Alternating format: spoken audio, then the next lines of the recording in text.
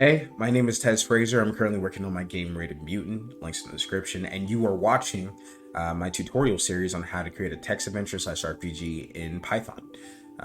This is part three, so if you missed the first two parts, you are definitely going to want to go back and watch them, part two especially. But if not, you can follow along from here. The code is in the description on my website that you guys can check out. But yeah, let's follow along with part three. Part three is about making a main menu. This is very important to your game. This is where your game loop lives. So yeah, let's get into that. All right, folks, welcome back. This is part three, where we're going to do some main menu stuff, and we're also going to deal with some inventory stuff. So let's just start out. Start out by making a comment. Remember that comments don't actually do anything. We're going to say main loop. We're going to set a variable called in-game loop. And we're going to set it equal to true. Then we're going to create a while loop. We're going to say while in-game loop, which basically says while this is true. And also that p_stats_4 is greater than 0. p_stats_4, this is referring to p_stats from up here. So remember, it starts out as 0, but then it gets set. It's set right about here to class stats.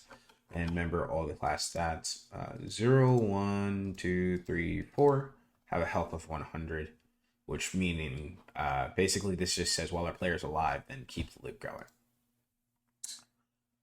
So in here, we're going to define a variable. Well, let's make sure the space correctly. We're going to call it act choice. We're going to set this equal to check menu range. See, in that check menu range, it's very common. It's coming up again. My noble warrior, what would you like to do? And then we're going to send them the activity menu that we wrote earlier. Now we're just going to do big ol' if else, basically. So we're going to say if act choice, if I could spell it, is equal to 0, which is our first menu option. And if you look above, it is view stats, travel, shop, inventory. So if we want, just so we can remember, we can do another comment. So we said it's stats, travel, shop, inventory, right? Yeah, stats, travel, shop, inventory. So for now, we're just going to put print stats, LF, act choice is equal to 1, print travel, LF, act choice equal to 2, print shop. So we can actually do elif or else in this case. I'm just going to do elif because it doesn't really matter, and it's easier to read this way for me at least. 3 inventory. And we want our menu to pretty much go on forever until our player dies, so this is fine how it is. So now let's run the code and see what happens. We'll drag that up for you guys so you can see. What is your name? Tez. Welcome, Wonderful World of Magic. Land Tez. Gonna print out all of these again.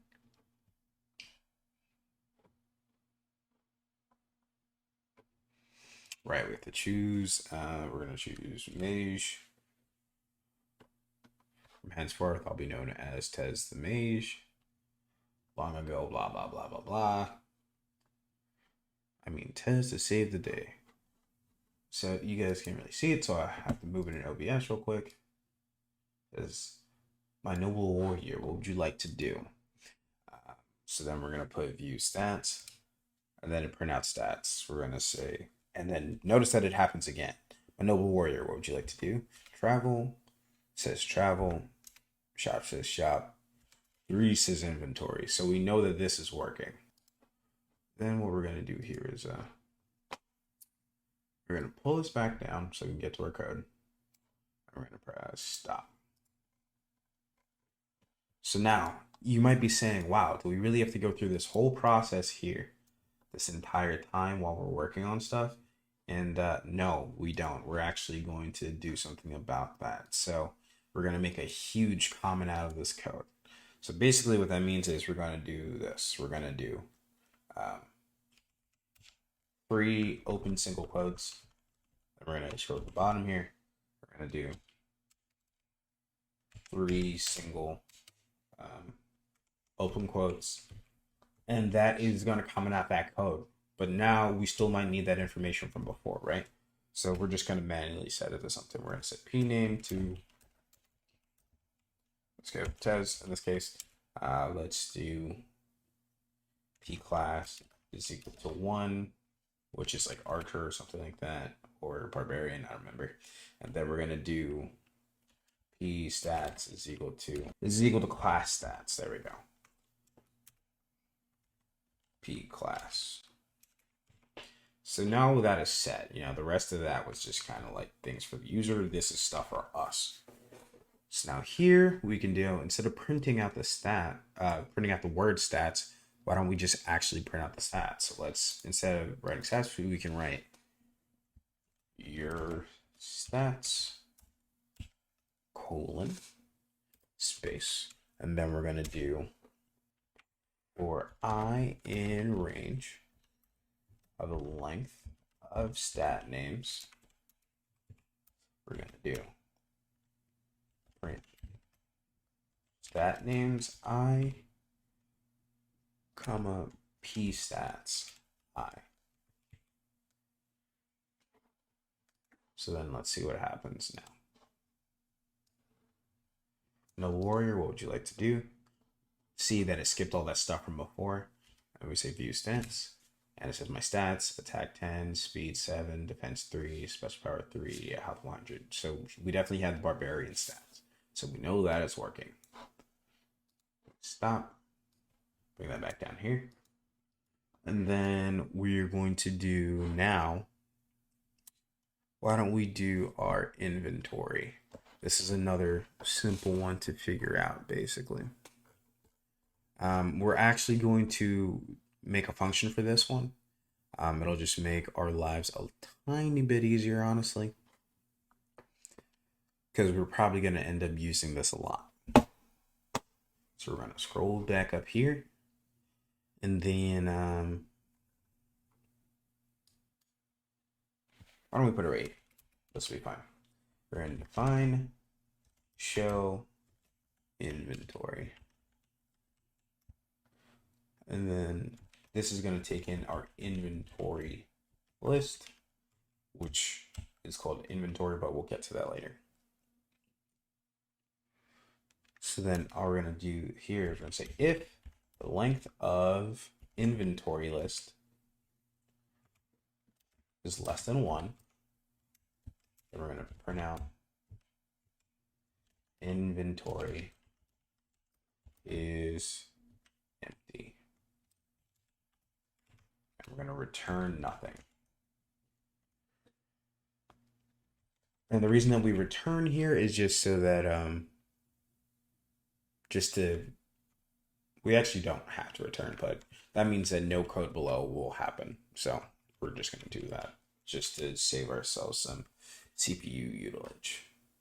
So then we're going to define something unique, inventory list.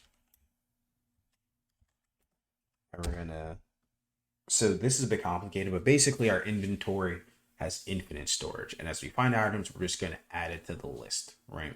So we want to print out a unique inventory list and give like, we want to give the count of how many there are. We don't want to just print out push and heal, you know, that that's not good for the user. We have to make it a little bit user friendly. So we're going to define unique inventory list. And then what we're going to write is set inventory list. Now, what this will do is it'll remove all of the duplicates from our list. But when we do this, we can't interact with our list the way that we do typically like to use. So we're actually then going to cast it again back to a list. And this will give us a unique inventory list the way that we want to use it. And then our next thing we're going to do is we're going to say for I in range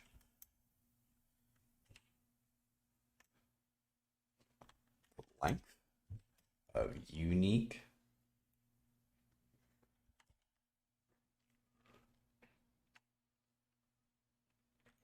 sorry I wrote I'm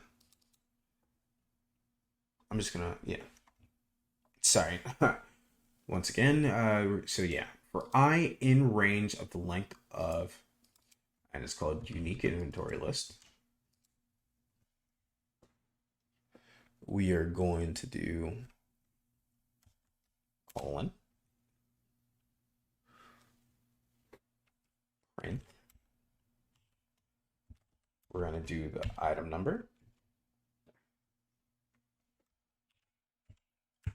plus parenthesis space plus unique inventory item list I plus quotation mark. We're going to do open, and then we're going to do plus str open bracket unique inventory list dot count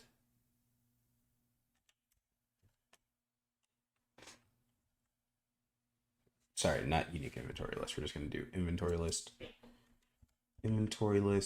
dot count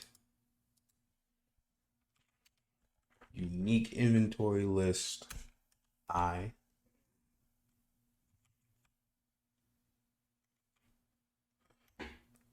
and then we're going to do plus close. Now, I know this looks like a mess of code, and it is. Basically, all we're saying here is that you're going to find the unique items. Let's say the item list is potion and burn heal. So it's going to say your first item is potion, and you have X many of them, right? So we're counting from the inventory list, which is the original list we had, to see how many of those are. Count is a built-in function. I know I did an awful job of explaining that just now, but don't worry, it'll all work. In fact, we can just go back to the code and I can show you guys it in action. So we're gonna take the name of that, right? We're gonna scroll down here. So then we did the stats one, and then for inventory, we're just gonna do show inventory. And remember that our inventory name is inventory that we defined up above here, and all it has right now is potion. So yeah, let's just run this and see how it goes. So view stats, prints out the stats, and let's do inventory. So it sees you have options. Option 0 is potion 1. So it's just telling you that you have 1 potion in your inventory. So that's simple enough. So we can stop this. So we can show our inventory, we can show our stats. Next thing we're going to do is the shop itself. So for this, this is also going to be pretty simple. All we're going to do is basically print out the items, and then we will let you buy and sell with your money. So yeah, first thing we're going to do is we're going to delete this because we don't need that anymore. We're going to say while true,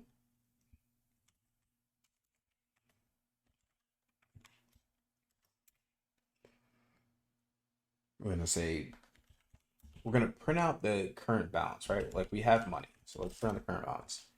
Current balance is money sign plus str money, p money, as we defined it above. Next thing we're gonna do is we're gonna give them a shop choice, which is equal to check menu range. And then let's write a little cute blurb.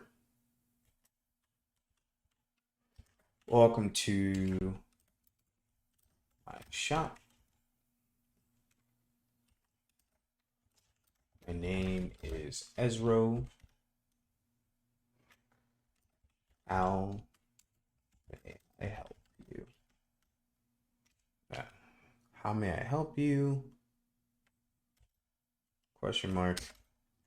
Would you like to buy or sell? And then let's give them some options. Let's go buy, sell, show inventory. Because sometimes you're in the shop and you want to see what you got, but you don't want to exit all the way out. And this is the first time we're going to use the cancelable. So we're going to say true. So then we're going to do some options, right? So if shop choice is -1, we're just going to break out of this. We're going to exit the shop. Elif shop choice equals 0, which in this case is buy. Then we're going to do, let's do a comma just so we understand. We're going to say buy, and we're going to say buy choice is equal to check menu range. What would you like to buy? And then we're going to feed it items to buy, as defined above. But it's items to buy 0, right? Because we want the first part of the list, which is the items, not the second part of the list, which is the prices. So then what we're going to say here is if money minus items to buy 1 buy choice is greater than or equal to 0, then you're allowed to buy it. So let's talk about this. So this basically says if we have the money to buy something and we don't go into the negative trying to buy it, then we are allowed to buy it. And then we're going to do inventory, which is the list that we defined above, dot append. This is how we add something to a list retroactively instead of specifically defining it. And then we're just going to say items to buy 0, buy choice. Money minus equal items to buy 1 buy choice.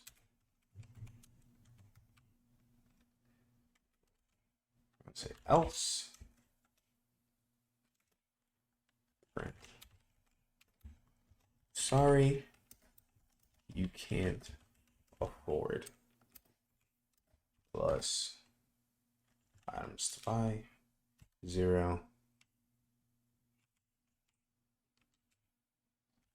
buy choice. So if we can buy something, we will buy it. If we can't buy it, we will tell them they can't afford it. And we'll tell them what specifically they can't afford. So that should be buying. And we're going to do elif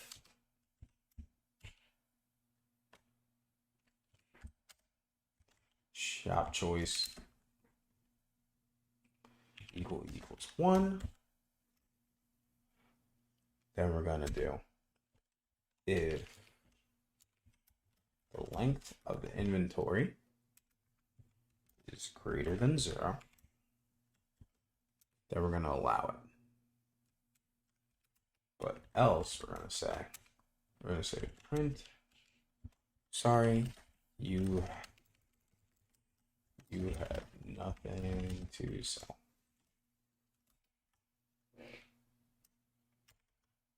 So let's go back to this part with the inventory.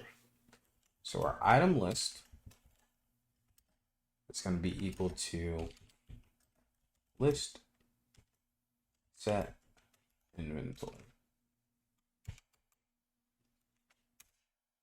Remember, this is just how we get the unique items in our inventory. We did this above. So then we're going to say show inventory,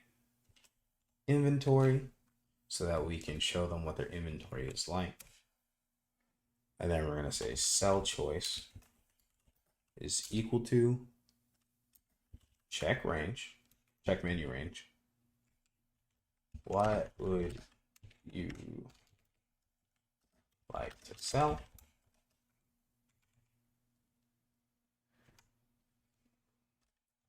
And then we have our item list, right?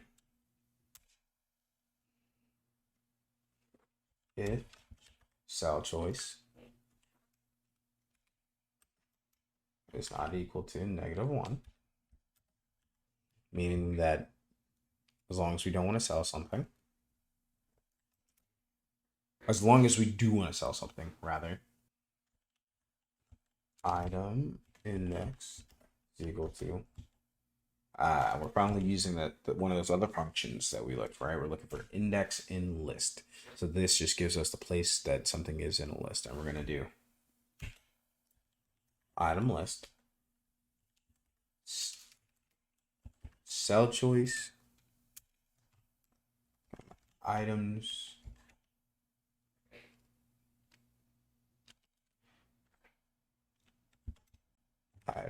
to find 0. So now let's look why items to find wasn't. Oh, it's because I listed items to buy twice. That makes sense. This one should have been items to find. Sorry about that, folks.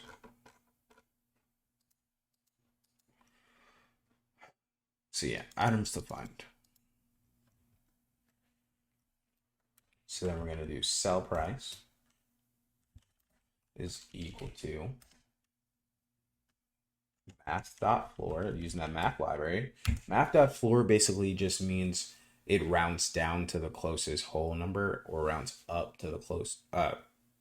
Math.floor just means rounds down to the closest whole number. That's all you really need to know about math.floor. So we're going to do math.floor, items to find, 1, item index times 0.9. After you buy something from a store, you find something. Typically, when you're selling it back, you can't sell it back for as much, so we're going to sell for 90% of the price. So then we're going to confirm their choice. We're going to confirm choice. Check menu range. Are you sure you want to sell? Our best price is plus str sell price. Then we're gonna comma and give an option. We're gonna say yes, no. Then we're gonna say if confirm choice is 0, then money plus equal sell price. And then we're going to do inventory.remove. This is how we remove something from a list programmatically, like after the fact. Items to find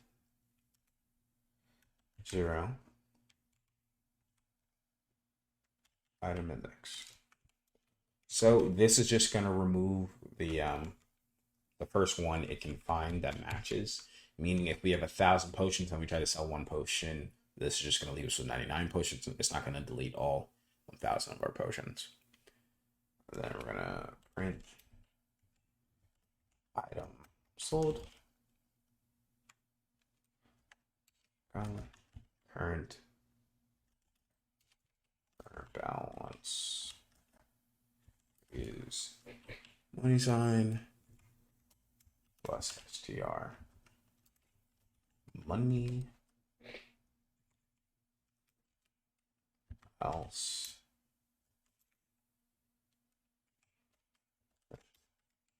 your loss. That's if they refuse to sell to us, or rather, if if the player refuses to sell. All right, so we get the if else there, and then we have one last option, right? We still have to show them their inventory if they want. So we're gonna do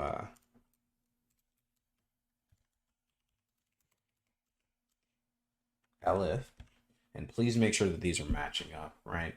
Notice that if elif, and elif are all on the same tabbing, you have to make sure everything's on the same tabbing or your code will break. Elif shop choice is 2. Then we're going to say show inventory. So now we want to test this bad boy out. So first, let's go up to the top and let's add some more items than usual, right? Let's add ice heal. Let's add another potion. Let's add stat boost. And this is just to mock what's happening. Sorry, clicked the wrong button again. All right, so now we're gonna come down here. All of this is present. Sorry, I actually forgot to check to make sure that everything was on screen. So if it hasn't been on screen, leaving this here just for a few seconds. Please pause the video if you need to. And we're going to pull this guy up. We're gonna press run. And apparently you guys can't see that still. So yeah, let's go like here. My noble warrior, what would you like to do? We're gonna press view stats. Stats, all right. How about we check your inventory? Well, we know we have 2 potions, 1 stat boost, 1 ice seal. All right, what we'd like to do, let's go to the shop. Current balance is 500. Welcome to my shop, blah, blah, blah. What would you like to buy? We're gonna buy something. How about we buy a stat boost? Name money is not defined. All right, so we made a mistake somewhere. We wrote money instead of P money. Classic, classic, classic. So where is money? So one, this is P money, right? And let's see if we made that mistake anywhere else. Let's shoot. Put Control F. We did it in a bunch of places. P money. P money. Let's go back to the top and make sure P money is defined correctly. Yes. So now P money, P money, P money, P money. And we still have money here, but it's P money. Right. Okay. Should be back in action. Everyone makes mistakes. Let's run this bad boy. And then we know pretty much everything else works. So let's just go straight to shop. Sorry, I do see that it's slightly off screen again. Current balance is 500 bucks. Let's buy something. What would you like to buy? We're gonna buy a stat boost. All right, our balance is 300. Let's buy a potion. Potion. Balance is 200.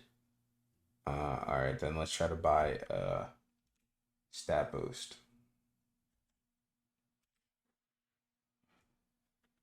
All right, now balance is 0. So then let's try to buy another stat boost.